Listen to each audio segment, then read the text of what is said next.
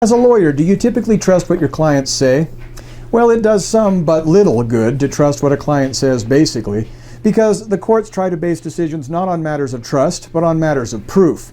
So whether I trust or believe my client as an attorney, I know I will almost always need more than my client's word against the opposing party's claim to prevail. Fortunately, our standards of proof require, or are at least intended to require, more than your word against mine. That doesn't always result in justice, however. I've represented people I believed were innocent, but who looked guilty as sin. On the other side of the coin, I've been approached by people who are guilty, but whose story of innocence sounds more than plausible.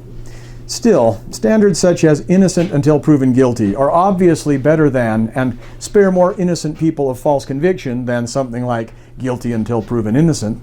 And preponderance of evidence is a far better standard than merely your word against mine. Some lawyers don't care whether their clients are trustworthy. These kinds of lawyers will represent a guilty client or a client who is undeserving of any court-conferred benefit. These kinds of lawyers justify doing so by making noble and lofty-sounding but empty claims such as, everyone has a right to legal representation, as if mere legal representation is the issue.